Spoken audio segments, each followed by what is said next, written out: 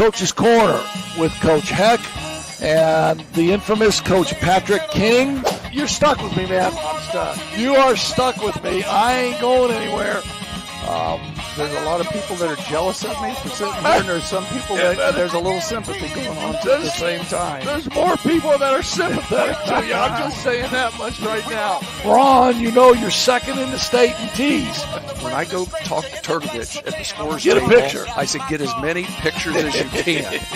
So how long did you guard Larry Bird? For about 4 or 5 minutes, the rest of the half. How'd he do? How'd you do against him?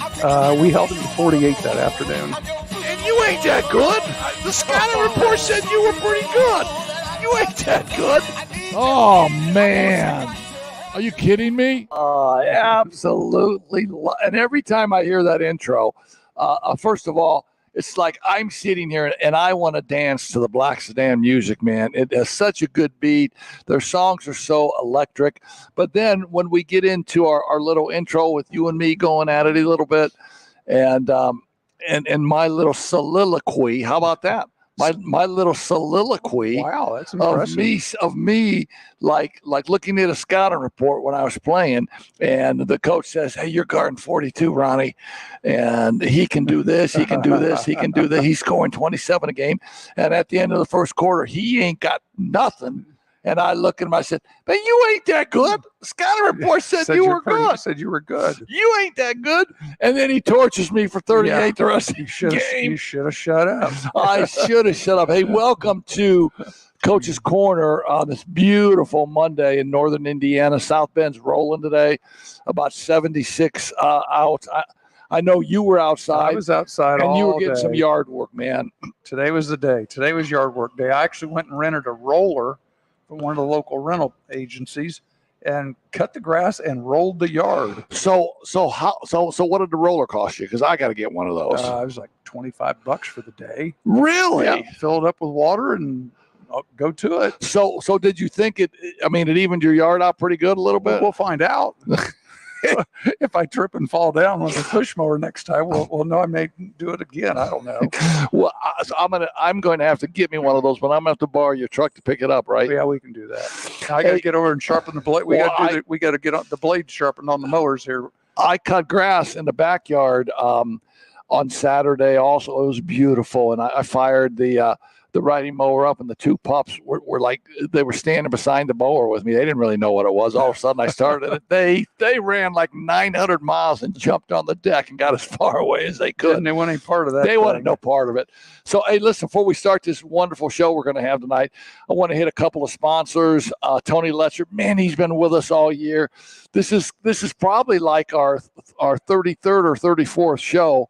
And Health Markets Insurance, whether you need help with your health insurance or Medicare, it's time you get the right coverage for the right price. Call Tony Letcher, 1995 John Adams graduate, at 574-307-8882, or visit his website at tletcher.com. Great insurance. Han Funeral Home been with us this whole segment too. And we're going to carry the show up until Labor Day. We're going to take a couple months off, maybe 2.5 months off, and then we'll come back in August. And we'll be trying to, talk to some other people again for sponsorship. But we certainly want Tony Letcher and Han Funeral Homes back in the fold because they do such a great job for us. And their mission and the things that they do for people are so worthwhile. The loss of a loved one can leave you with lots of unanswered questions and stress. Stop in and see Pat Hahn and his dedicated and wonderful staff at Hahn Funeral Home, located at 505 West 8th Street in downtown Mish. Call them anytime, any hour, 574-255-1474, and you'll get all the answers you need from a first-class funeral home. And I know I talk about this all the time, and we joke about it a little bit, but I'm 100% serious, man. This Magic Mind stuff that I take, and I'm going to get you on this, Pat, but you got to stop cracking on it, man. You can't keep saying like shrooms and mushrooms and shit like that. I mean, this Magic Mind stuff, this stuff is for real, man. I think it's reduced stress, steady, calm energy, focus and clarity. and the benefits that will build daily, I take it, man. I've taken it now for about a month, and my ability to relax, my recall is phenomenal, and it puts you in a state of flow. State of flow. And it's not like we're in a state of flow like we were in the 70s with a J. We don't have to even have a J anymore to be in a state of flow. This is the ticket, folks. So Magic Mind. It doesn't matter what age you are. This is good for all ages, right? All ages. MagicMind.com, Coach's Corner 20 will get you 20% off. And look into it. Pull it up and look into it. You're starting to forget stuff. It's your wife's birthday. You don't bring her anything. You love her, and you don't mean not to bring her anything. You just forgot about it. You forgot about it. I'm not even going that direction. Yeah, and you're leaving town. You're going to Texas to work a golf tournament. Heading for Texas in the morning. And you had to get all your stuff done, and hoping that you didn't forget anything. You didn't leave the tractor running, did you? No. Outside? Nope. There's stuff in the dryer. I got to remember to get some stuff out of the dryer. Okay. So I want to get you in that state of flow. Okay. I have to get my memory card out. Yeah, you can't badmouth our sponsors, because then no one else is going to want to sponsor us. No, I'm not bad. I think Magic Mind is absolutely the best. And my partner here to my right, he's just kind of messing with me a little bit, but we're going to get him in the state of flow legally. Okay. And I'm going to get back in the driver's ed car next week. Frick's driving school, right. man. What a great I'll be place. back in the driver's ed car. I've already told him when we get to June, when school's out, I'm 5 days a week. Oh man, you got more guts than me, man, to get in the car with 15-year-olds. Like when my kids were 15 and they said, "Dad, can we do driver's ed, please?" This is a true story. I would go into the garage and pull out their bike. I'd say, "Look," I said, "ride this bike down the street back and forth and let me see how you do." They'd come back and I say, "You can't even ride the bike. How can I put you in a vehicle?" Trust me, it is money well spent. It keeps mom and dad safe. It keeps mom and dad sane. It's great for family dynamics where there's no fighting in the family. You just pay money and send the kids to me for an hour. You can go sit in the car and read a book. You can go over to Lowe's and do some shopping. Mom can go over to Bed Bath and Beyond, whatever she's got to do. Yeah, Dad can go to Lowe's. Yeah, or exactly. Menards. Exactly. And get in the hardware section and spend a couple $100 and come home. Come back in an hour and we'll do it again next time. Hey, so Body Works laundry stuff's on sale, $14. Is it really? Yeah. All right, man. Mahogany teakwood. There's a special laundry detergent. That's what we use. Okay, so he's an old married man now, right? He's married now. He's showing. He's it. an old Bath and married Body man. Works is like the highlight of my week. Oh dear. Jeez, I got to send him a subscription to Playboy. Oh dear. He's an old married guy. Oh, hey, Lord. let me ask you this question. So, have you ever had a great driver that you could just say, "All right, man, we're getting on 31 going up the Niles," and you just sat back and read the sports page in the car where they were driving? Yeah, a lot of times you want to do that. Now I've snuck in a couple phone calls every once in a while. The one thing that's nice about driver's ed, especially when I was coaching, is we could go different places. We could go over to the park, see who was at the park playing ball. I could go, check in on people to see if they needed anything, because just like you had kids playing at the park, you had people here, you had people there, and you just drove by there to see if they really were there, and then you knew. Yeah. They'd see that driver's ed car coming by and go, "Oh crap, I need to get in the game." Hey, let's button up this NCAA tournament now. And we talked about Purdue. We talked about UConn playing in that championship game, and we haven't had a chance to spend 5 or 10 minutes on it yet.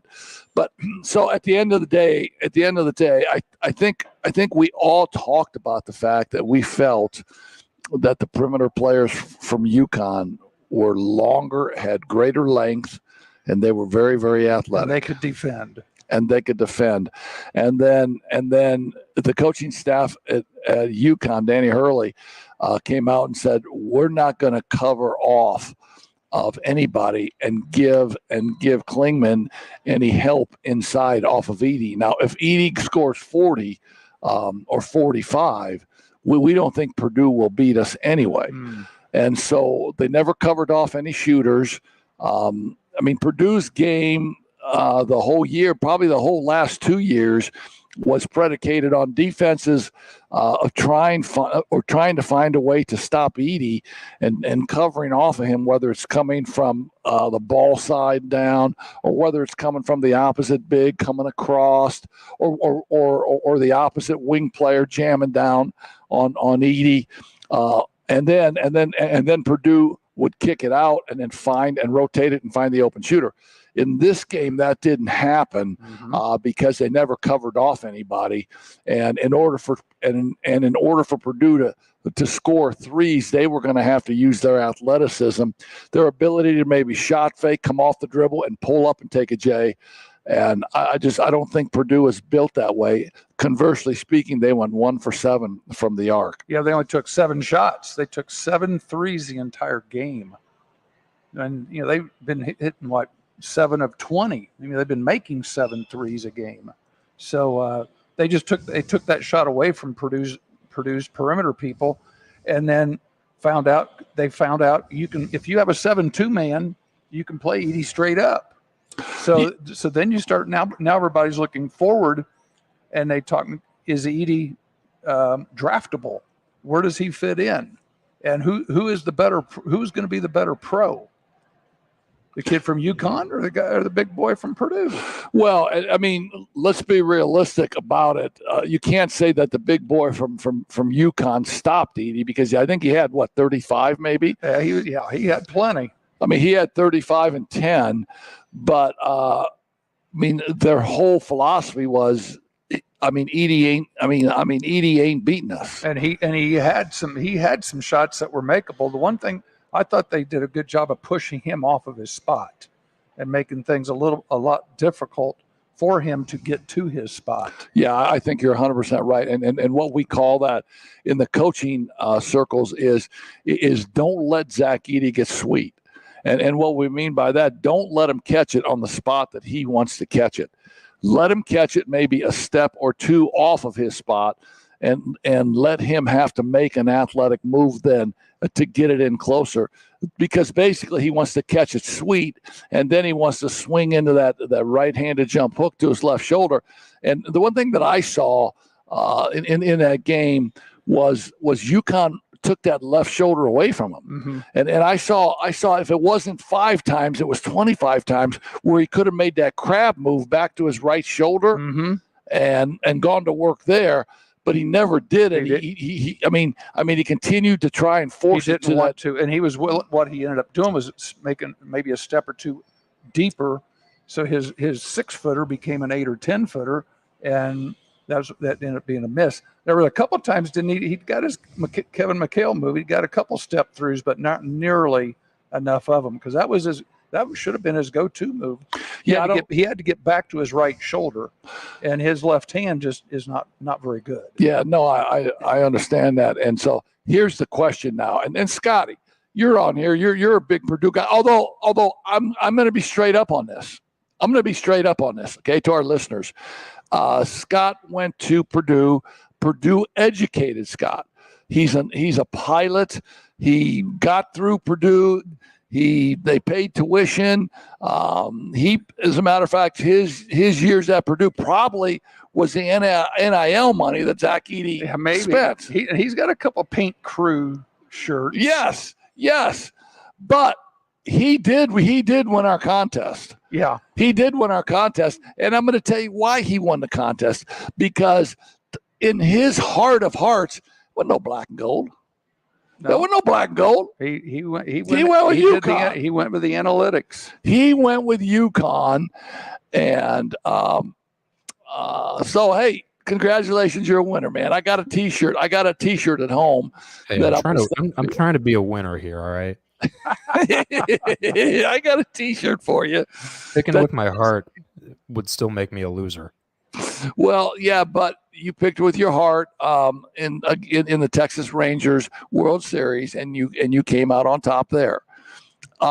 So in the second half, I got one team that won it all, and another team that came in second. Like I'm doing all right. In the second chance drawing,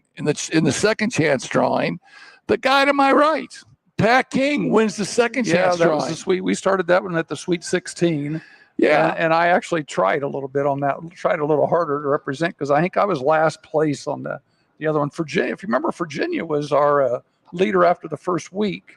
Yes, she was from North Carolina. But she even said she picked Creighton for the winner, and because of that, she's back in the pack with the rest of us here in the final results. Yeah. But so, that was fun having everybody. We had about 20, 25 people get involved, so that was fun. yeah, I think that's really cool. So Virginia, you did win the first half. We're going to send you a little something. Scotty, you won the second half. We're going to send you a little something, and it's probably going to be something that says, "I love Purdue, but I didn't pick them." All right, we're probably going to do that. But so here's a question, and I think this question is floating around.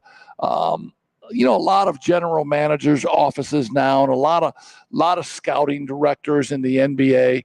Where does Zach Edey fit at the next level? And I say that because I look at the fives in the NBA, and they're athletic. They can pull up. They can make that European three. They can guard the screen roll. They can jump out. They can hedge. If they got to switch for a minute, they can switch because most of the NBA guards go over the top of that screen. Mm-hmm. And that big will get out there for a second or two. Now, I read something about, from Billy Donovan, and he's the head coach of the Bulls. And Billy Donovan had great things to say about Edey, but his comment was he doesn't know where he fits at the next level because he doesn't know how he'll be able to step out and guard on the screen roll, how the game is so much faster, and how the bigs are such an integral part of offenses by not being down on the block, but by spacing it out. Mm-hmm. And every so often, Al Horford will go down on the block, but he'll go down for the Celtics and make a three. Mm-hmm. The inside players for the Cavaliers, Mobley, he's big, but he'll step out a little bit too. So in your opinions, Pat, I mean, where do you think that Edey fits in the NBA? I think you're going to have to find a coach and a system that's willing to basically open up a history book and go back to the days when Shaq played, when Chamberlain played, if you want to go that far back. But when you had Jabbar, when you had a true post player, and basically they're going to have to run the similar offense to what Purdue did, where everything goes in and works its way back out. Now, to do that, you're going to have to find players that are willing to do that too. And that's going to be a huge buy-in by an organization to get him involved. I don't think anybody's building a team around Zach Edey, though. He's going to be a guy off the bench to be a change of pace type deal. And I think a lot of it will have to do with how well he shoots at the combine, because he's a career 50% 3-point shooter. He's one for two. Stop yourself. Well, here, I mean, he's got a good touch. He's a relatively good free throw shooter. So I think he can, if he can show that he can step out and make some shots. Here's some names. How about he reminds me kind of maybe serviceable, like the Lopez twins that have been in the league for 10 years. Yeah, where they can get to the perimeter, but they don't shoot from the perimeter. Young man, you need to get some magic mind. If you watch the Lopez boys now, man, one plays for the Bucks. That's all he does is stand out there. They kick it to him, and he shoots threes and makes them. And 5 years from now, maybe Edey will too. Yeah, I mean, I like Zach. I like Zach Edey. But I don't know if that will ever be a part of his game from his footwork standpoint. And another part of his game, I think, will be that I'm not sure that they would ever have to double him. I think defensively that the bigs that he'll go against will be able to elevate and just go get some of that stuff. And then you fall into the same deal where so what do you got to do on the perimeter once you throw it into them? You can't stand. I mean, you got to feed the post. Are you going to make a basket cut Right. and then screen up and bring somebody to the ball off of a screen and things like that? We used to run. So our post offense that we used to run, we used to call it square. We would hit the post, Squared up. the backside big who was on the opposite free throw line would dive, and then we would take the passer and he would read it. If he had a dive cut to the basket, or he would go screen up for the next perimeter player and try and get a shooter. If the defense would switch that screen, then we would dive that screener. But I think you got to have some offensive movement for when you do hit the ball into the post. I agree. Well, and here, just to put a bow on your 1 point, Brooke Lopez is a career 35% 3-point shooter, and Robin Lopez is a career 30% 3-point shooter. So I mean, Brooke shoots a lot more than Robin does, but they're not very good. Yeah, but here's the deal with them though. They're just good enough to where you have to put in a scouting report. You got to guard them. That you got to get to them. They're just good enough that you can't say when Robin Lopez gets the ball or he'll set that pick and pop screen, and when he pops, leave him alone out there. You don't got to go. He's just good enough to where you got to go. And to me, like the Plumlees, the Lopezes, those are guys to me that are really inside people. They're probably some of the last, I would call them 5 men that you could look and say, okay, what do people do when those guys are in the game? And I think that's where Edey would start fitting in. Well, the NBA game, and you can look this up too, Scott. I mean, if you want to, and you can refute my comments, but because of this, my comments are going to be straight on. The NBA game has evolved to certainly nothing but a screen roll game. That's all it is. Up top. With your 5 out, your big man starts out on a perimeter. Now he may end up on the post. Yeah, but he's going to set a screen on the wing. He's going to set a ball screen for the guard. And a lot of times now, they don't roll deep all the way. They roll short, and they get that little 15-foot J when they roll short. But the NBA game is all about screen roll, no matter where it's coming from. And those guards, I don't know why it is that way, because I think those guards are so good that they can get whatever they want to without a screen. And by bringing a screener up, I think it just clogs the area. It does. A lot of times they're looking for switches, mismatches. It's all on matchups nowadays. Yeah, and the one thing that I think screws it up for the guard saying I can just get mine is the defensive guards are that much better defensively. I mean they have length and so those guards are bringing the bigs up. Come on up. I need you. And then let's play off of this screen roll. And I think the coaches that make it in this league are really, really well versed on how to run that and how to screen out of that and how to short roll, how to deep roll. And then also the coaches that are really good in that league are really good on how to defend it. Well, and you mentioned big guards. Let's look here locally. Let's move on from Purdue and UConn. Here locally at Notre Dame, Marcus Burton has decided he's going to try to turn pro.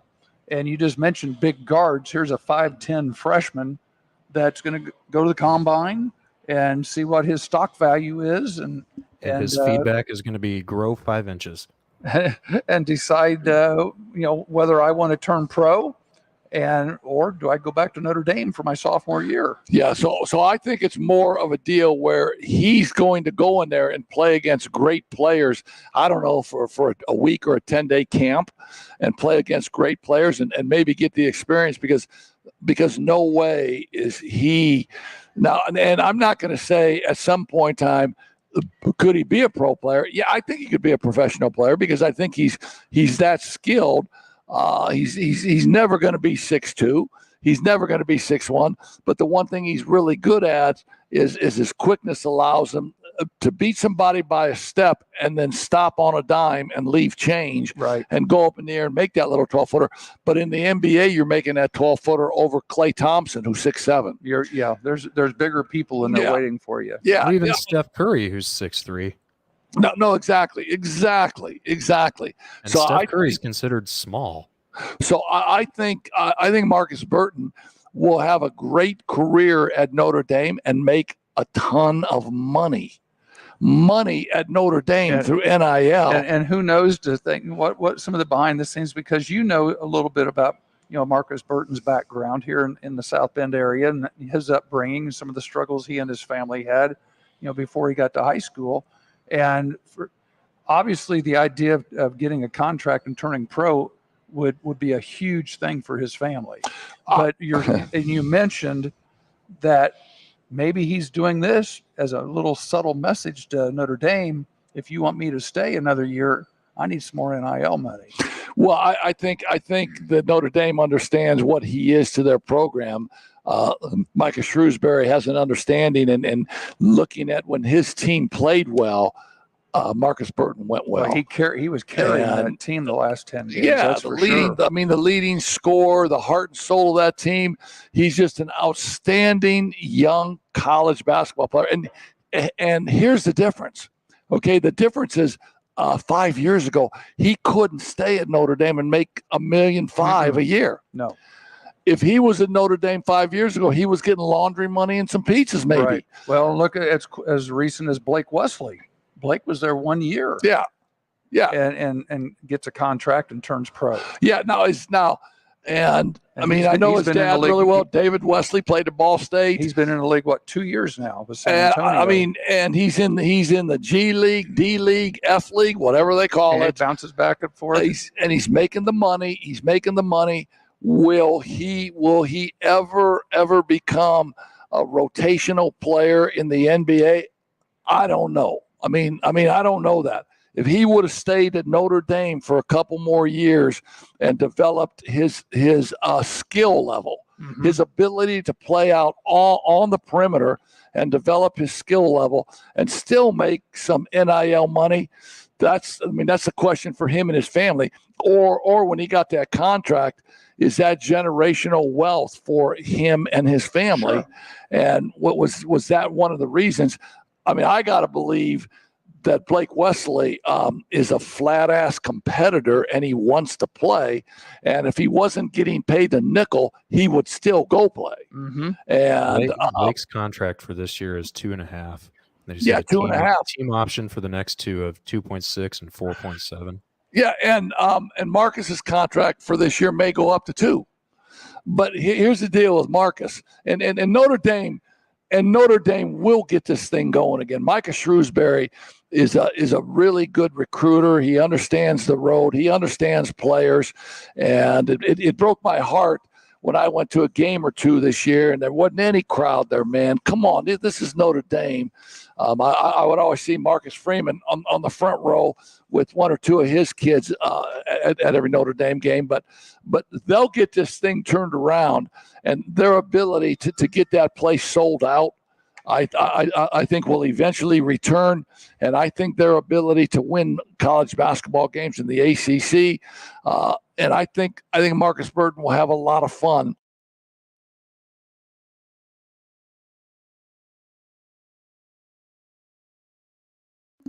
Sorry, everybody. They froze. I don't know what is happening right now. I'm going to try to get him back. Oh, there's somebody. Oh, are you back? Yeah, we back, man. What'd you do?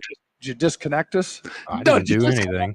I said you weren't a Purdue diehard and you voted for UConn. That's no reason to disconnect us. If I wanted to sabotage you guys, it would have been done a long time ago. I just saw something said you've been disconnected. Hey, I'm going to get the great Jerome Calderon on the phone, And Mishawaka Marion had an induction into its Hall of Fame class on Saturday night. They had some great high school football players that were back in the day that my brother Mike was the head coach for. And they won a couple years straight up without losing a game. They had some great college players get inducted. One of those kids that got inducted on Saturday night was the great Demetrius Jackson.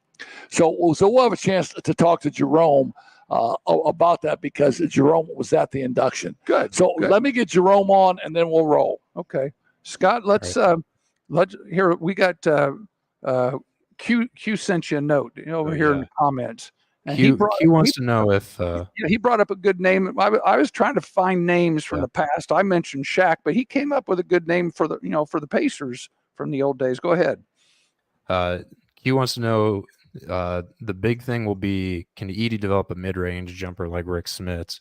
And Rick Smits is a good name because he's 7'3".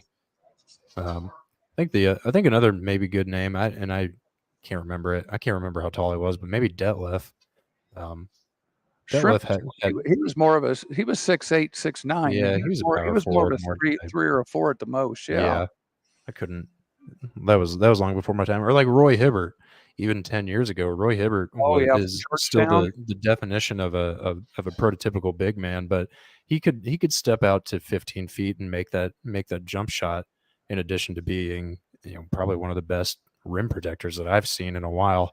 I still remember that playoff series in 2013 against the Knicks when Carmelo tried to go up and put him on a poster, and Roy did the complete opposite and put Carmelo on a poster by stuffing it back in his face. And I mean, that was at the height of my favorite Pacers teams of all time, because I was really too young to really enjoy the Reggie teams. The Reggie years of the 90s. Yeah. Yeah, but I mean you remember that year we'd go to like every other game, it seemed like, with and I can still hear Michael Grady on the PA at Bankers Life doing the intros for all the players. So there's the Magic Mind starting lineup recollection of the day of a 6'2" point guard from IUPUI, George Hill, a 6'5" shooting guard from Cincinnati. Yeah, you got them all. Good for you. 7'2" center from Georgetown, Roy Hibbert. 6'9" forward from Xavier, David West, and a 6'8" forward from Fresno State, Paul George. Yeah, but so those guys, and Jerome, what we're talking about a little bit, we have the great Jerome Calderoni on the phone here. So what's your thought, Jerome? I mean, you're a great basketball guy. What's your thought about Zach Edey and the next level? Well, I'm all in. I'm all in with Zach Edey. I think he's a winner, a competitor.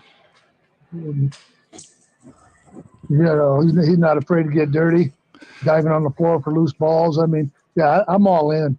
So one of the things that I studied a little bit and read some things from the NBA general managers will be his ability to step out and defend the screen roll, because as we all know, that's what the NBA has come down to, whether it's a screen roll by the big on the wing, or it's a screen roll by the center at the top of the key, and a lot of their thoughts were, will he be able to step out and guard a guard for maybe 2 seconds while that defensive guard gets over the top of that screen?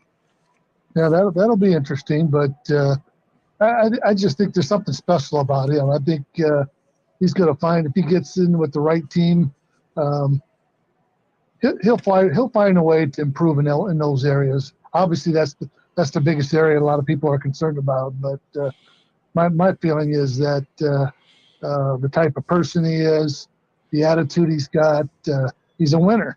And that's proven, and I think that goes a long way. Yeah, I think you're 100% right, and we all want to see him, and we all want to see him be successful at the next level, because the pundits will want to say that he doesn't have this, he doesn't have the athleticism, Sure. He doesn't run, he can't make that Euro 3 at the top of the key like a lot of the bigs can, but the things that he can do, and once he gets down to a sweet spot. I mean, is he going to be able to score in the NBA on a sweet spot? I think he can. What do you think, Pat? I think he can too. I think the one thing he'll eventually develop a mid range, and he may have one now. He just never had to. Painter said don't. You're going to get in the paint. You just don't know about that. What some of the restrictions they might have had on him, but every time he got the ball at the foul line, he was turning, giving the ball for a handoff and then diving to the rim. So, Yep. Hey, Jerome, on Saturday night, a great night at Marion High School.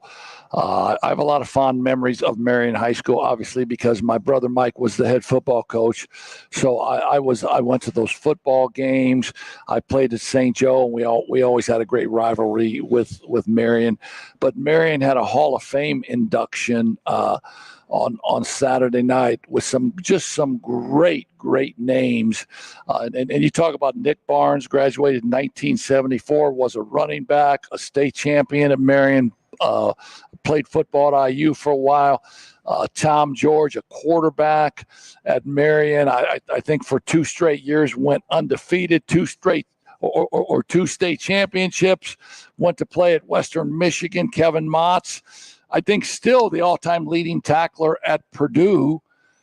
Demetrius Jackson, great basketball player, obviously. Talk about those guys as being a Mishawaka kid and a young Mishawaka kid growing up and watching those guys perform for the Knights. Yeah, I was fortunate enough to have some neighbors that went to a lot of the Marion games back in those days, and it's probably one of the reasons why I ended up going to Marion a few years later as I got older. But it was an incredible night. And as you mentioned, when you talk about Nick Barnes and his running back mate Nick DeCicco, I'm not sure if there's ever been a better running back pair on the same squad as those two. It was just phenomenal. Yeah, and I'm not sure there's ever been a running back pair where Nick Barnes had the mutton chops. He looked like about a 30-year-old man in high school, and Nick Barnes had a 6-foot afro. I always wondered how he got that thing tucked into his helmet, man. Well, yeah, he don't have that no more. So. I saw the picture. I know. But I tell you what, to listen. My wife says, why you want to go to this tonight? I said, I want to. This is Marion football history.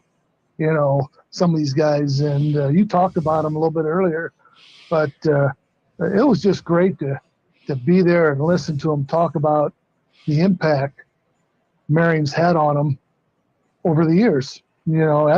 After college and what they've done in the profession, and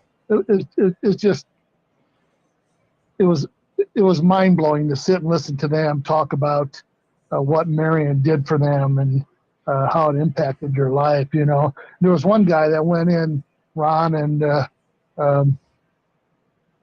his name was Tom Doyle. He was 19. I remember Tom Doyle, a quarterback. Yeah.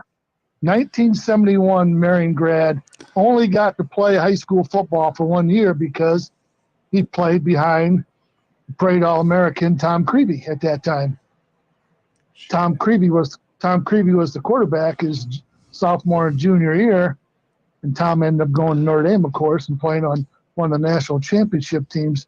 But this guy, and I've heard Tom Doyle's name talked about a long time, but he ended up going to Yale University, winning the Ivy League, quarterbacking their team to the conference championship, and it's just incredible.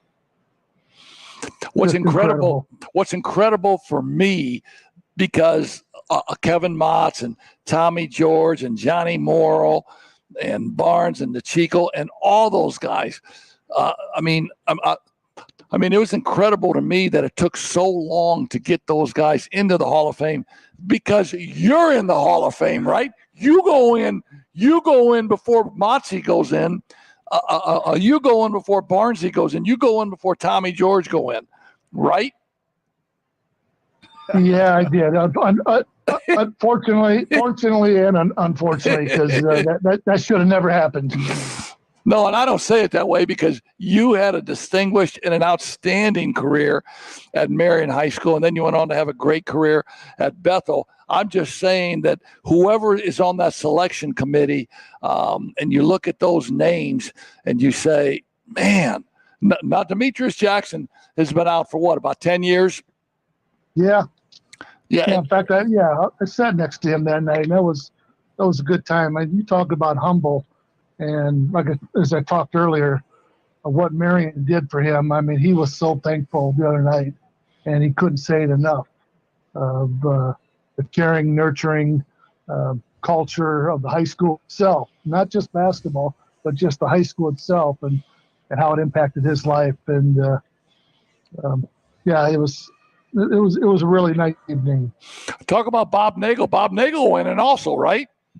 Bob Nagel went in, and it was kind of funny the story he shared of how he got into broadcasting. Bob was the football manager, of course. He was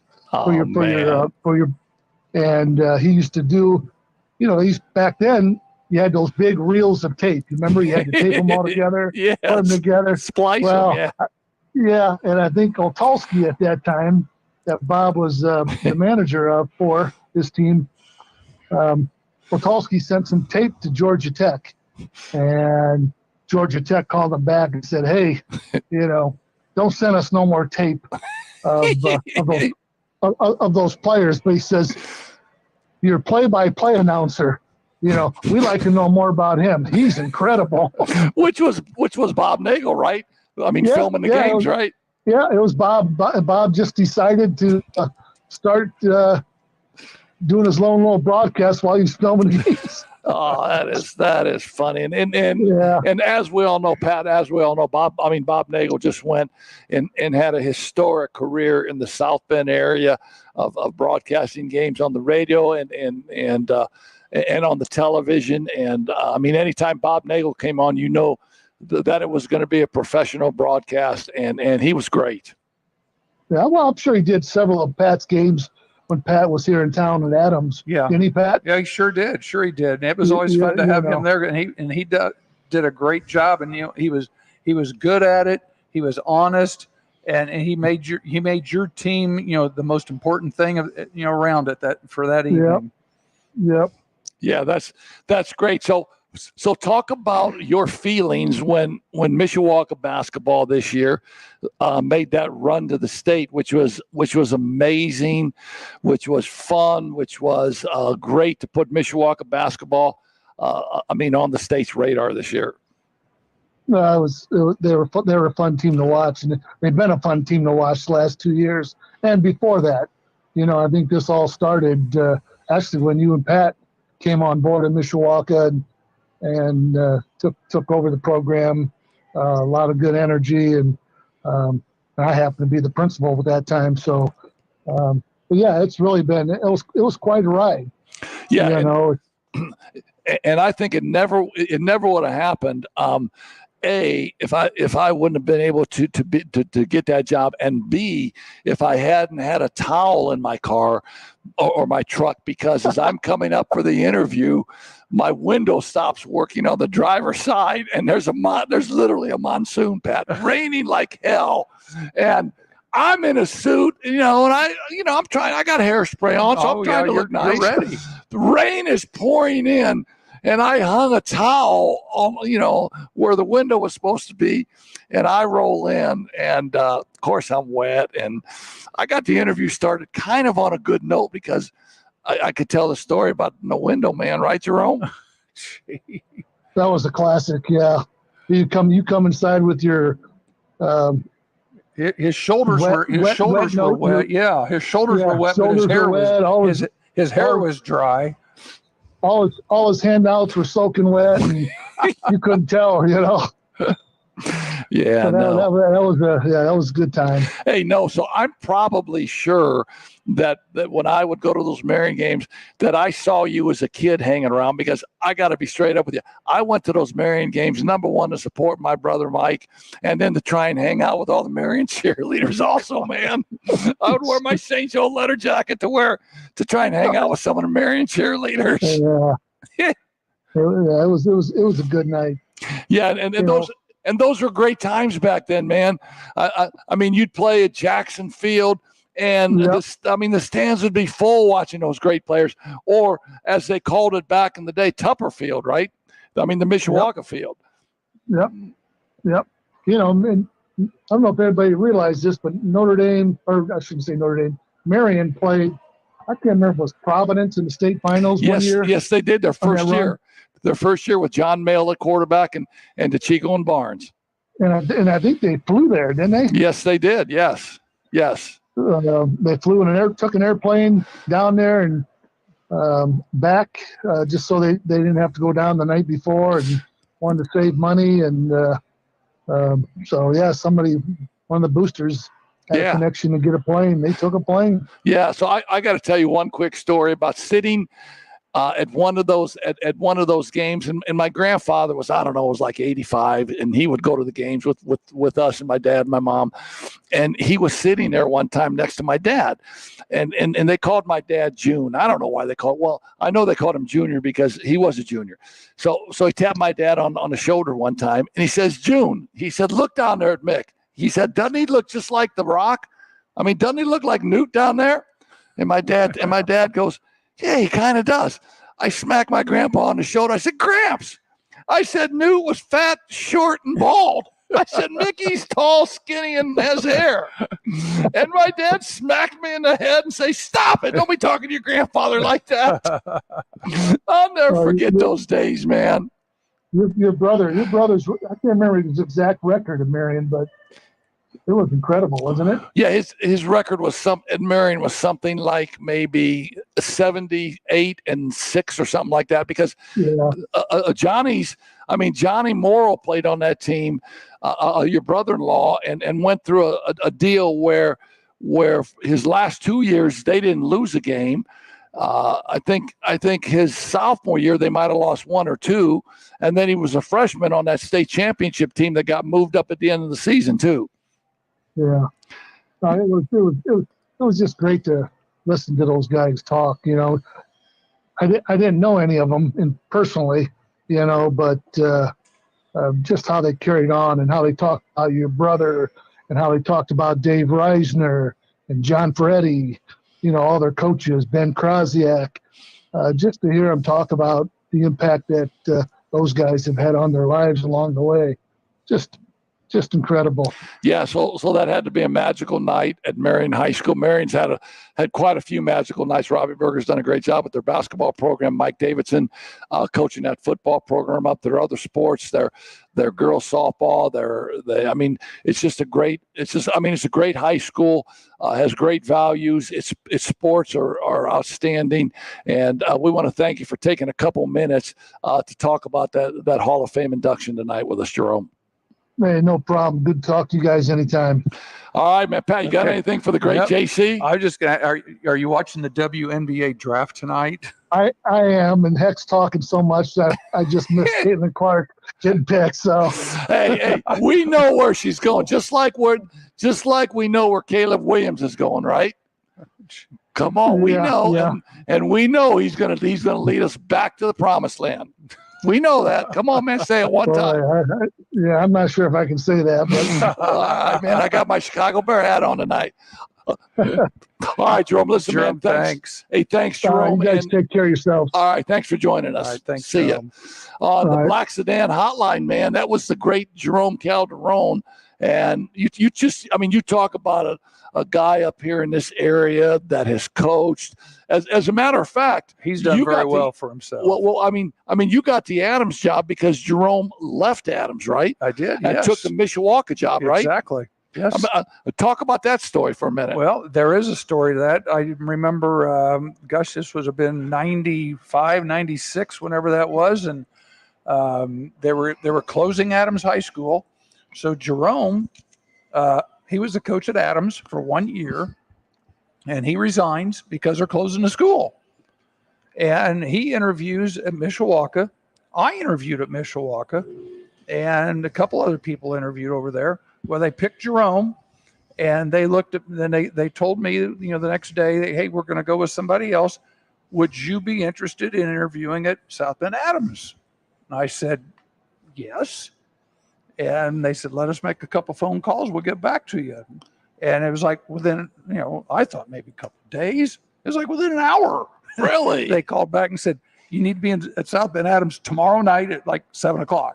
Really? It was, it boom that quick. But it was August. So, everybody was moving pretty quick. And, but the people at Mishawaka High School, Mr. Danaher, Mr. Trimboli, Yes.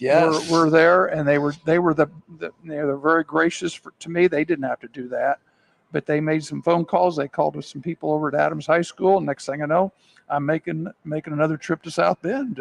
At the time, I lived in Peru, Indiana, down by the Air Force Base. And you're coaching at Hadaway Shack. I ended up at Hadaway Shack. I did, but it was all that was because Jerome left, and then we ended up coaching against each other when he was at Mishawaka for a couple of years. Yeah, that's. I mean, all those stories and all those connections are really, really cool, and it's amazing. It's amazing if people knew the behind the scenes action of all that. I mean, just like I roll up for this interview, and I'm the former coach at Anderson. I did all this. I did all that. I got Sweet 16 rings on. Blah blah blah. And I walk into the interview. This guy's supposed to be, hey, Ron Nikolewski's coming in here, man.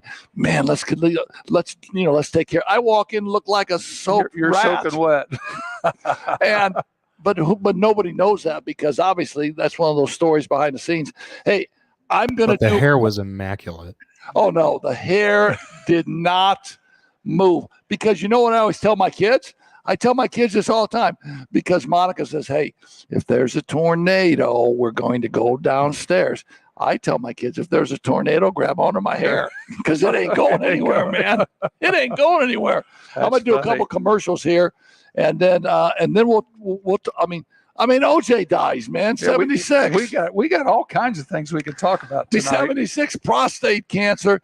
If the glove don't fit, you must have quit. Oh, I'm just glad that OJ can finally rest comfortably knowing that his wife's killer is dead. I saw that quote. Oh man! Let me a little subtle digs everybody's got. Let me go. Let me start with Tony Letcher at Health Markets Insurance. Man, come on.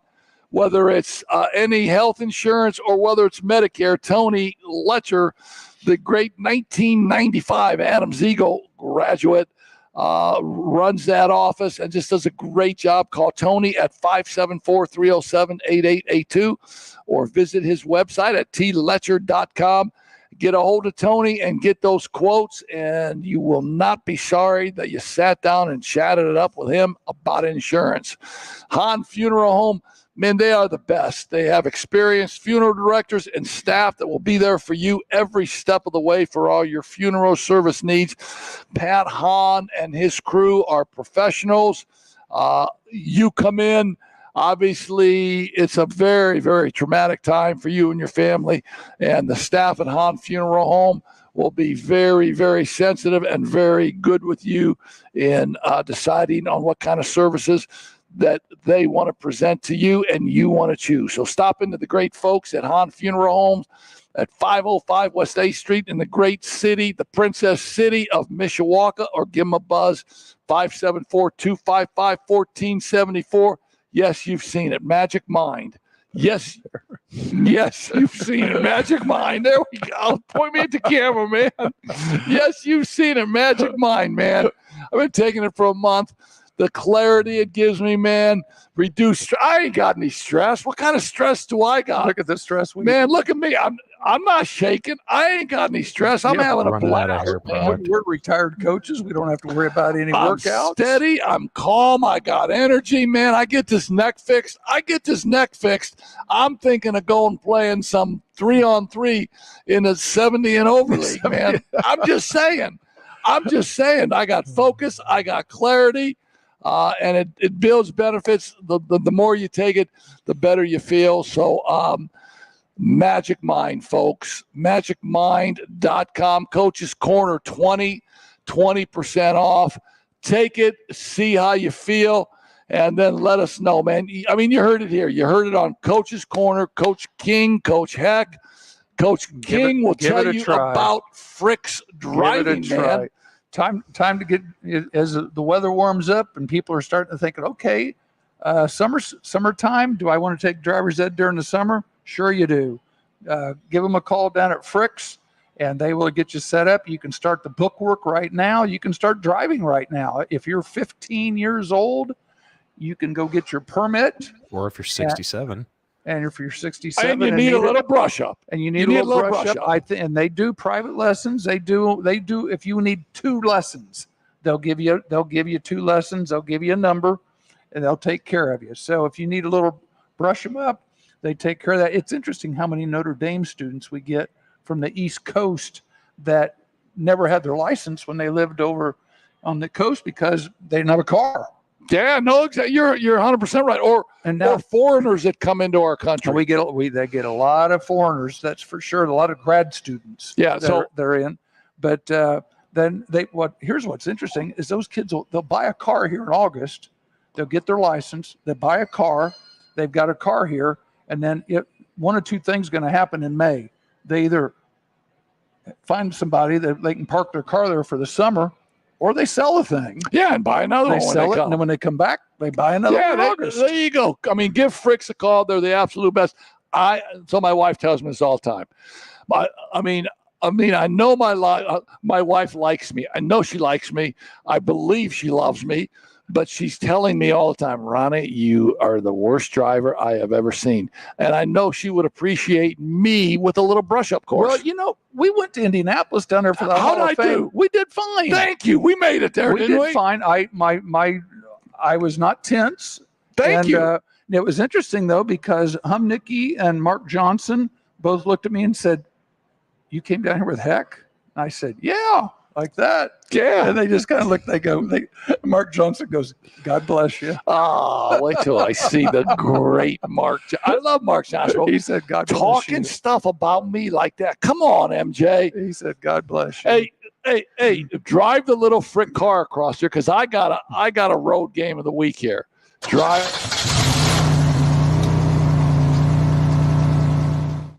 You don't even know, but baseball. Here's my road game of the week. The Chicago Cubs are playing on the road at Seattle. Okay, the series is tied up 1 apiece. Now the Cubs have not won a road series yet this year. So Sunday, they're on the road. They take a 3-zip lead against Seattle. In about the 6th inning, the second baseman for Seattle takes Javier Assad deep. Now it's 3-2. In the last 3 innings, the Cub bullpen arms walked like 5 or 6. Somehow in the 9th inning, they hold on and escape the game on the road at Seattle, 3-2, end up with the win and take the series on the road at Seattle. So the Chicago Cubs are my Frick's Drivers road team of the week. How about that? Good. Very good. I appreciate that. That was Thanks, beautiful. We've got Thank all you. kinds of directions to go. I tell you what, here, we're going to do this. O.J. Simpson, 5 minutes. Yeah. So Can I give you a quick anecdote from Norm Macdonald? Sure.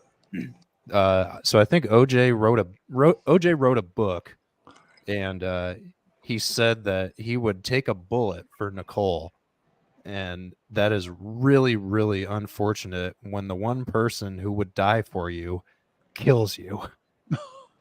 Interesting. That's real interesting. And now I will tell you this. I'll that tell got you, Norm fired from SNL. yes, it did. And I will tell you this, Pat, and Scott, the jury, the trial, the whole thing was the TV part of it. It's sold advertising, man, because everybody was glued to the TV during that trial. And I was coaching at Anderson, and I remember going into Jack Macy's athletic office. In that office, when you first walk in the wigwam, Right. that first office to your left, Stairs, yep. Sandy Stevenson was the secretary, and we would sit and watch the trial at her TV in her office before basketball practice.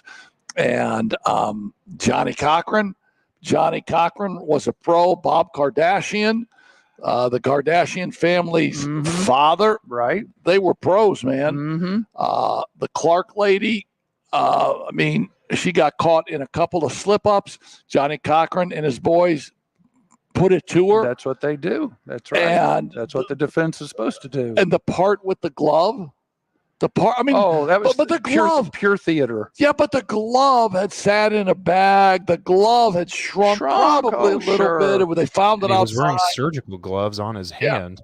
Yeah, a little dew on the glove when they Mhm. found it. So obviously that leather's going to shrink up. And I mean, I remember the quote as if it was yesterday. If the glove doesn't fit, you must acquit. I know. And here I was teaching school at Elkhart last week, and the kids, we were talking about the OJ situation, with the death and everything. These kids, they have no idea who he is. This generation. The only thing they know is from the Bronco and the little chase, and then the theory, the jury trial. They had no idea, football player, basketball. They didn't know that part. I said, okay, let me give you one connection that you might know. And I mentioned the Kardashian. So the Kardashian girls' mom, the reason they're on TV right now doing everything is because of their father. Said their father was one of the attorneys in the trial. He's no longer around, but he's the one that had the money so they could be comfortable. I mean, that's where they got the money. I said, plus Mrs. Kardashian was best friends with the victim. Michael Brown. They were best friends. Yeah, And that's the funny thing, because Rob Kardashian's law license was going to expire, and he didn't want to have to testify against OJ, so they put him on his legal team so he could A, renew his law license, and B, not have to testify against him. Keep him out of the jury office. but Witness stand. and with all of that being said, I think the thing that gets lost, and rightfully so, was that O.J. Simpson was a great ass football player. Oh yeah. He was a tough runner. Southern Cal, the Buffalo Bills, ended his career with the 49ers. But when it came to running the football, there was nobody like him. Well, there was Gale Sayers maybe. Right. At that time, there was Gale Sayers. He was the next Gale Sayers. Yes. And then off the field, he was really in a way, another Jackie Robinson, because he was the first black, I guess besides Jim Brown. So he was the next one that went into Hollywood, did the endorsements, commercials, movies, and he even said broadcast with Howard Cosell. And he goes, I'm not black, I'm not white, I'm OJ. Yeah. And so he crossed those lines and into the racial things, and huge advancements for other people because of OJ. Yeah, I don't think there's any questions about that. I mean, he was bigger than life at the time. I mean, at the end of the day, OJ is the one that had to make peace with his maker, and so that was on OJ to do that. But there was just so much speculation, and I don't even want to get into the conjecture on did he do it, did he not do it, what's the evidence say, blah blah blah. It was a part of history. Sure it is. The trial was history. Yeah, it was almost like the Manson trials of the 60s with everything that went on back then. I mean, Yeah. it was that big of a deal. Yeah, and so the fact that he got himself jammed up a little bit because he said that somebody stole his memorabilia. Yeah. He tried to get it back, but his problem was he went in with a firearm, and the police busted him, and he got thrown in jail for a while. The last few years of his life, he was able to be out of jail. But I mean, my whole big thing was at some point in time,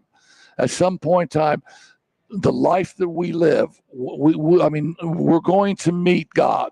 We're going to meet the good Lord, and we're going to be judged. And you can fool everybody here. You can fool juries. You can fool friends. You can fool anybody, but you cannot fool our good Lord. And at some point in time, you have to be able to come to have that meeting with Jesus. And we'll never know if he did.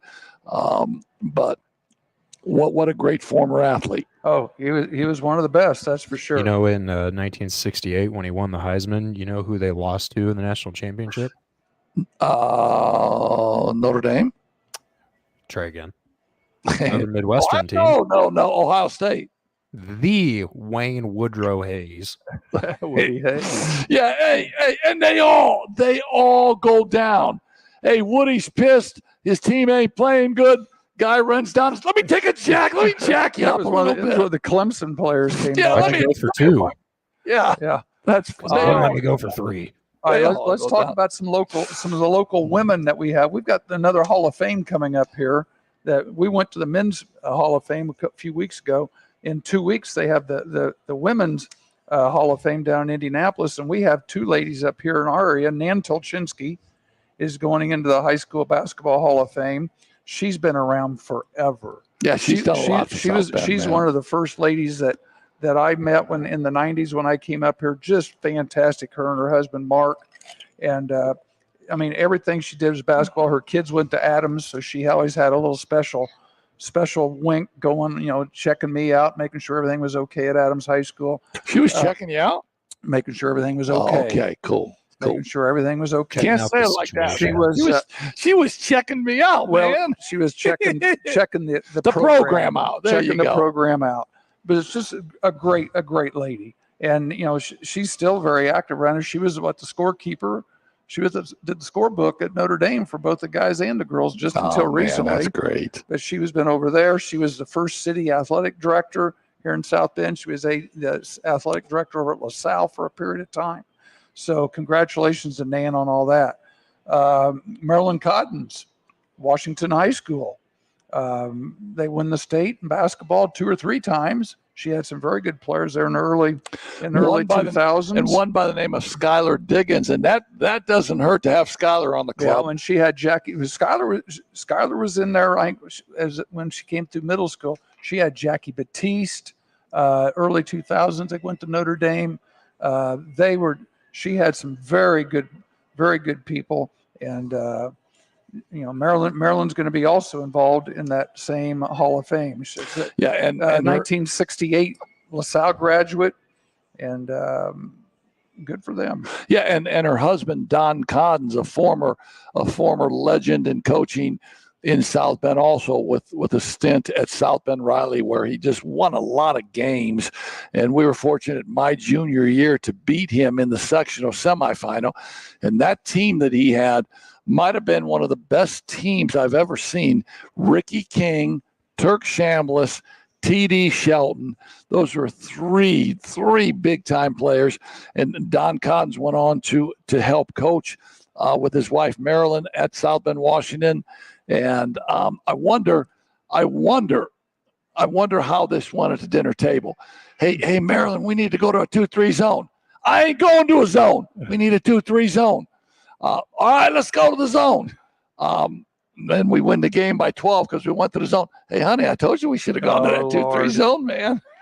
Now, one of my really good friends who I grew up with, and who I don't know was maybe 10 or 15 years older than me, but lived on Kenmore Street, was Don Coddens' cousin, a gentleman named Rich Coddens, who owned Sir Richard's, a barbershop on in Roseland. And I mean, Rich Coddens was just would always come to my games in Michigan, was just a great guy and a great family guy. He would always talk about Don and I mean, Don and Marilyn, man, they had a great duo, and very, very happy to see her go into the Hall of Fame. Well, and you mentioned Skylar Diggins' name. It's just been announced. Skylar Diggins Smith is her married name now. Is on the has been selected to be one of the members of the 2024 Women's Olympic basketball team here coming up this summer. So that's a big deal. Skylar is now 30 years old. So, you know, I remember when she was still in junior high playing at LaSalle Middle School. So she's done really well for herself. And congratulations to Skylar. She gets to play in the Olympics. I think that's wonderful. I mean, there's one thing about playing for your high school and winning the state championship. There's one thing about playing for your university and winning a national championship. But there's another thing about playing for your country and representing your country and trying to get that gold medal. And I can't even imagine standing on top of that platform when they're playing the national anthem and you got gold medals hanging around your neck and you represented the United States of America. Hey, I want to spend a minute or two talking about the Kentucky basketball situation because I find it really, really interesting once you really dig in and find some of the information out from John Calipari. And John Calipari, I mean, whatever you want to say about him, just a great, great college basketball coach. Spends 15 years at Kentucky, goes 401 and 123, wins a national title.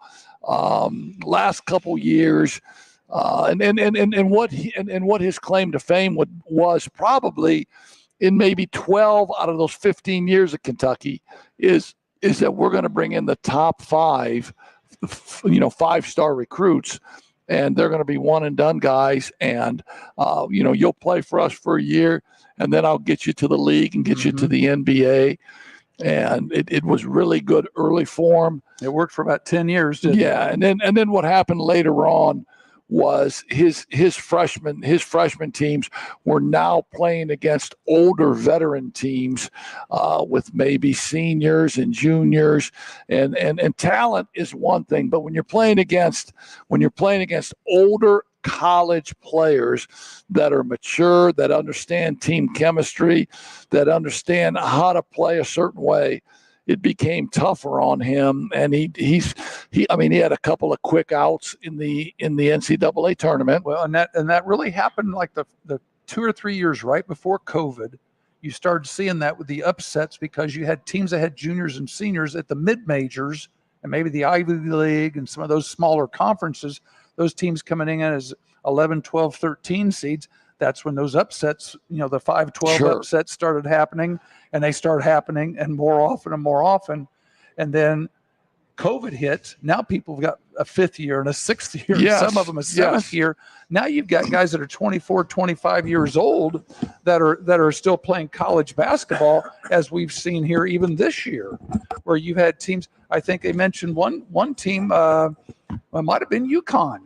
UConn's starting lineup was older than the Oklahoma City Thunder's pro team starting lineup. So because of all that, the one and dones with Calipari, it's kind of it doesn't work anymore. Well, yeah, but that doesn't take anything away of what he accomplished at Kentucky. But what started happening was some of the fan base started grumbling a little bit, and I don't think ever before that his athletic director had to come out and make a statement. Oh yeah, John Calipari will be back. I mean, before there was nothing going on with Coach Cal. He's our coach, man. Come on. Mm-hmm. I don't got to make a statement that John Calipari will be back. He's our coach. It's our coach. But now they make that statement. Now there's a little grumbling in the blue blood state. And now John Calipari, who's a very, very smart, he's a very smart basketball coach. He's a very smart man. One of his good friends is John Tyson, and Tyson Chicken, and is a big Arkansas fan. And Eric Musselman leaves Arkansas to take the job over at Southern Cal. John Tyson calls John Calipari, and he tells him this simply. He says, he's talking to him about the job, and he says, John, go take a walk. And he said, go take a walk and clear your mind. And he says, as you're walking to wherever you walk to, think about Arkansas and think about all of the things that you could do at Arkansas. And then when you walk back home, think about what you could do again at Kentucky. And John Calipari said, on my walk, wherever I was walking to, I got juiced up. I got excited. I got that feeling again of starting another program. And you and I both have had that feeling. Sure. And he said on the way back, it was almost a drag for me to think about coming back from the standpoint of everybody's feelings toward me have kind of changed a little bit. And he said then it became a no-brainer for him to take that job and be one step ahead of the posse right at Kentucky. And I thought it was really interesting when he said, now I got to build a roster. And he said, I went in and had a players meeting at Arkansas, and there were 3 players in the meeting. Yeah, there's 3. The rest of them are already transferred. Well, they're in the portal, man. Yeah, they're on the portal. But here's the deal, too. So here's the deal, too. And here's how fast you can rebuild that. All 5 guys at Kentucky are in the portal too. Mm-hmm. Will they follow Cal to Arkansas? And does he want? I don't them? know. Yeah. I mean, I don't know. Stay tuned, right? I mean, the kid from Indiana State, Robbie Avila, Mhm. he's gonna find a place somewhere. Now, he He's going averages to St. 17 Louis to follow the coach. He averages 17 a game. He'll follow his coach to St. Louis, probably. That's what everybody's going to say. And the other 4 starters are leaving Indiana State also. Yeah, their entire starting 5 is in the portal. So they may follow their coach who took the St. Louis job and go to St. Louis. You never know. It's just a different day. And now Kentucky wants to reach out to Scott Drew. Kentucky wants to reach out to Billy Donovan. Kentucky wants to reach out to Danny Hurley. And they all say no. They went after the big ones, the big names, Yeah. the biggest names. And they all say no. And then they got a player that played for them in their 1996 national championship team, Mark Pope. He played for Patino. Played for Ricky and was the Utah coach and was the head coach. His first head coaching job was at Utah Valley State. Now, here's a question for you. I know the answers. Who did he follow at Utah Valley State? Dick Hunsaker. The great Dickie Hunsaker. That's right.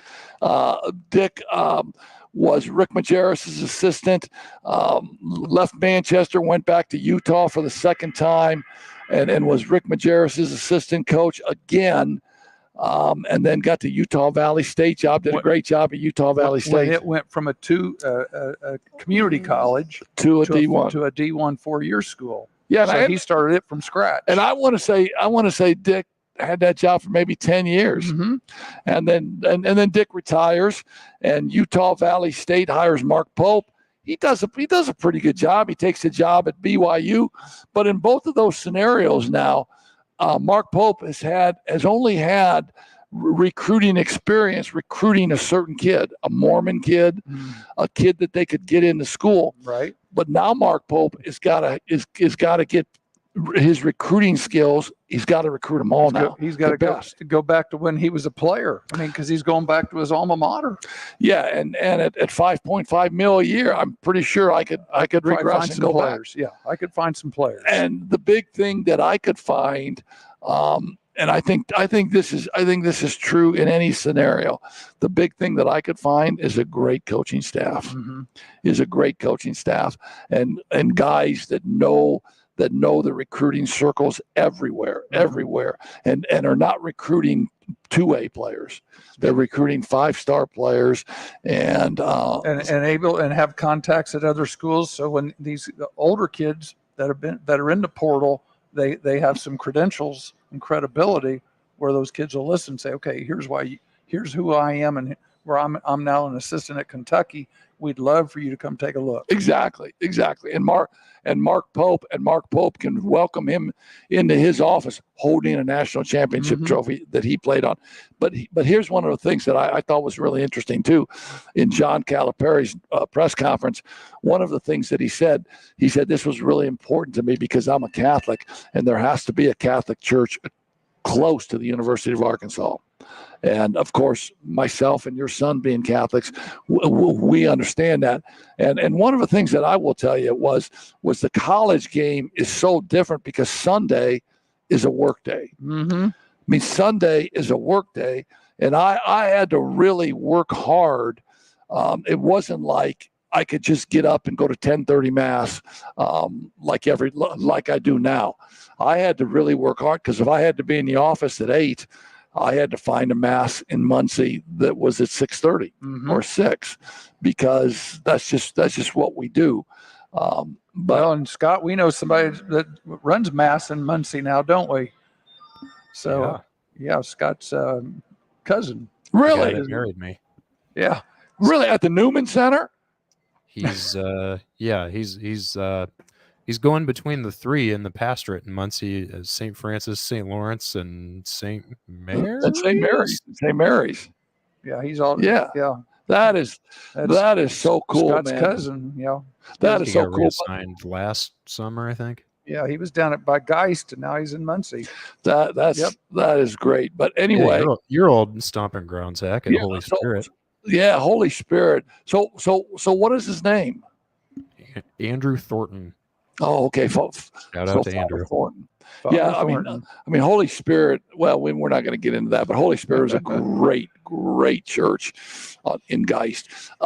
You want But to anyway, you want to do we real quick high school, a little bit of high school yeah, stuff. do that. We've as, got as our food is waiting for us. yeah, we need to go ahead and wind this thing down. Not even going I to get to say, baseball and the downfall of the White Sox. here White Sox are 0-0. White Sox stink. They're playing They KC. suck. It's on TV here, and it's 0-0. White Sox stink, and next week we're going to start our show with how the White Sox took a turn for the worse. Yeah, that oh boy. IHSA has changed things a little bit. They still have 4 classes. They used to be split 25, 25, 25. Now they've changed it. The big boys is 20%. The 2 middle ones, 3A and 2A, are 25%. So they're status quo.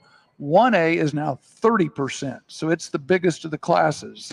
So In you're 1A. talking about the 4 classifications in basketball. As far as enrollments, up here in our area, you've got 6A football. Mishawaka is now going from 5A down to 4A in football.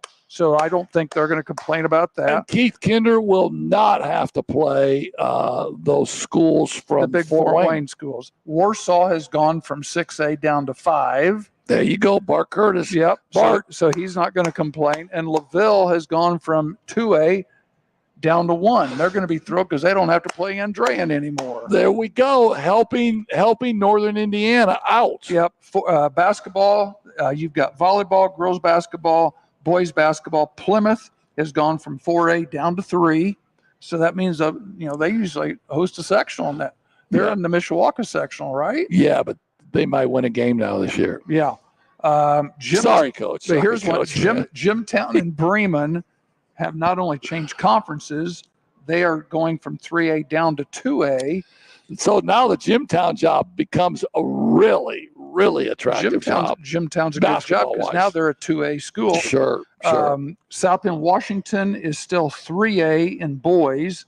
The girls, because of success factor, the 4A. girls will remain 4A for 2 more years. So Coach Varga, you're at 3A, man. Hey, man, come on, Coach. You got Steven Reynolds, man. But that 3A is loaded because that's St. Joe, that's Marion, that's no longer Jimtown. That's now John Glenn, Sure. who goes to Tippy Valley. And let's say that Travis Hanna has retired at John Glenn. That's right. And a stellar career for Coach Hanna. He's a pro in every sense of the word. His team's always played hard. And congratulations. Get your retirement for about 1 year and then stay at the crib for a year. And 1 of 2 things are going to happen. You're going to get into broadcasting or you're going back into coaching. He can sit right here next to in between us. You're going into broadcasting or you're going back into the game, man, because you can't stay at the crib. Nope. I'm just saying. You cannot just go home and stay at the crib. There's advice from Ron Hecklinski. I don't know why anybody listened to me, but hey. Kokomo's John Peckinpah's coaching the boys Indiana All-Stars. Silver Creek's Brandon Hoffman, who I know, is one of the assistants, and Bar Reeves' Josh Thompson. They have announced the 13 people that are on the Indiana All-Stars.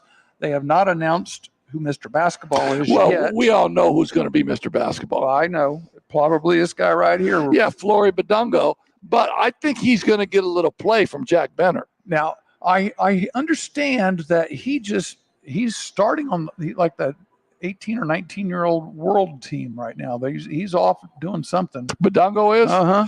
Well, and here's the question. The FIBA stuff. And so this becomes a question when you select this team.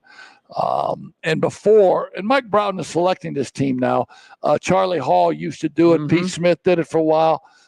And Pat Aikman did it for a while. Yeah, long time. But when you select this team, in my opinion, and I was head coach of the All-Star team in 2010, you have to get commitments from these players saying that you will play. They'll play. You will play because at some point in time, some of the college coaches say, no, man, you can't play because you got to come here. You got to start summer school. Mhm. Or in Badungo's case, maybe he's playing in the tournament out in Colorado. Right. But all of these players on this list, they should have to sign a form saying, I will play in this game. And not only in the game, the home game in Indianapolis, but also the game at Kentucky. And so this is almost kind of a week now that these players have to take out of their summer because, Mhm. you know, they when I had them, you had to report on Sunday night to Marian University. You practiced for 4 or 5 days. You played the junior all-stars a couple of those days. Right. You made appearances around the state. I think they've shortened it a little bit, but this is a commitment that you have to make. And John Peckinpah, now, hey, Coach, hey, Coach, here's what I'm going to tell you. Take that job. Everybody's saying, congratulations, John. Mhm. Hey, John, congratulations. At the end of the day, you got to win You too, better, yeah, baby. you better win. And you better win too. And you can bet that I felt, I mean, coaching at Anderson, coaching at the Wigwam, you playing at the Wigwam, there's pressure there to win. Oh, sure. There was never pressure like that to win as there was in this All-Star game because you had the weight of the state on your shoulders. And if you didn't win both, it was a failure. And we're down 3 with about 2 minutes left at Kentucky. And I'm going, are you kidding me? I'm the only coach in the last 10 years that's going to lose an All-Star game. Well, and Jimmy Shannon, if you remember, we talked to him. He was coaching. He said they split. Yeah, he lost one, man. That Yeah. is a bad deal. We came back to win on the shoulders of Teron Johnson from Indianapolis North Central. Then the next game we play at Indianapolis, and we play really well. Well, you mentioned Jack Benner. Here's the thing I thought was interesting. You got two 2A players. You've got Isaac Andrews from Wapahani and Jack Benner from Brownstown. You All-Stars, you don't see that many 2A players anymore. Most of the All-Stars, and it gets right down to it, is 3A and 4A players. Yeah, and one of the things, And one of because I the look things, here, look, you got Buckman, Westfield, Franklin, Buchanan at Noblesville, Westfield, Mike Fishers. Davis. Those are all 4A players. You Yeah, got and I'm Wyndham. going to tell you one thing right now. Keenan Garner is a stud, man. He is a great player. 6'6". He's athletic. He's knocking balls out left and right. So you put Garner and Badungo on the floor at the same time, man. That's going to be a tough team to beat. I saw Aaron Fine played at Anderson then in December when they played the Indians. Well, so you know who Aaron Fine is, right? Yeah, he's coach's kid. Yeah, Matt Fine, the ex-head coach at Muncie Central. Mhm. Just a great guy. Matter of fact, we may get Finey on one of these weeks here as we come down to the end and maybe get his son on and talk about what his practice schedule will be and all that Sure. kind of stuff. Exactly. Here you got Haywood. You got a couple 3As. You got Jack Miller from Scottsburg, coach's kid. His dad's a coach at Hanover.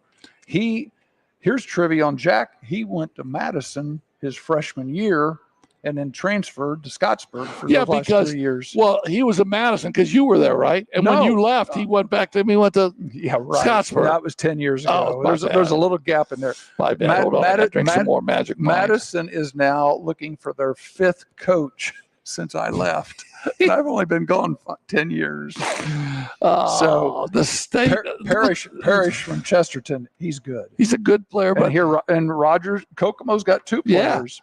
yeah, I mean they don't get out of the sectional, right? Nope, And they got exactly. 2 players. So here's your dates. You got Sunday, they report Monday, and then now they're playing Friday, Saturday instead of two Saturdays in a row. Here they're playing at Lexington Catholic on Friday night the 7th, and then they're playing at the Fieldhouse. Yeah, on well, Saturday and that's the how 8th. we played. We played Friday, Saturday.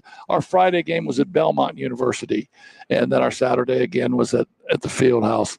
Hey, listen, we've had a great show. A lot of information, a lot of laughs, a lot of sharing some stories. Let me finish up with a couple of great comments for our sponsors. Han Funeral Home, they're the absolute best, man. If your family's in a situation where you need to get in touch with funeral directors and funeral services, give Pat Hahn and his great people a call at Hahn Funeral Home. Tony Letcher. OJ's family should call them. Stop. Thanks to Tony Letcher with Health Markets Insurance. Whatever you need, man, give Tony a call. Medicare is their thing. They give you the right deal, the right coverage for the right price. Give Tony a buzz at 574-307-8882. Magic Mind, man, they're the absolute best. Pull it up, see if it's your thing. And so here's a song that I listened to the other day by Toby Keith, and it kind of goes along. The song was for you and me. Okay. Said, don't let the old man in. We got to keep the old man out as long as we can. I right? understand. Yes. That's by working out. That's by having fun. That's by laughing. And we do this show because we have such a great time, and we hope our listeners enjoy listening as much as me and Pat and Scott have in doing this show. So again, big boy, Yep. great show. I'm heading for Texas in the morning, and I'll be there for the week. And if you want to get on the Golf Channel this weekend at the seniors tournament that they're having, last year's, I think, defending champion from last year's Tony Romo. So I'll probably bump into him someplace around there. But I am supposed to be somewhere between 1 green and 9 tees. So All right. I'll have a bucket hat on. All right, So the only thing I'm gonna tell I'll you- wave at you. Okay, the only thing I'm going to tell you is I do not want to see you in here Monday with a cast somewhere and hear that you were in a bar, you were riding the bucking Yeah. steer, No. and you got thrown. I don't want to hear that. We're going to be in Las Colinas. We won't make it to Fort Worth. All right, man. Hey, listen. We're over at Billy Bob's in Fort Worth. We're not going to make that. Q, You thank know what they for- have in Texas I- is steers and other I forms hear of ya. livestock. Stop it. Thank you. Hey, Scott, thanks for a great show again tonight. You're the best, man. Be safe in the air. Tell your lovely bride we said hey. And thanks for listening, folks. We will catch up with you next week. Next Monday night, same time, same place. All right. Peace.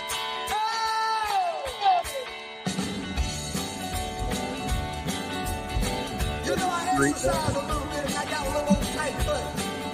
It ain't big enough to hit this separation on, but I'm gonna try.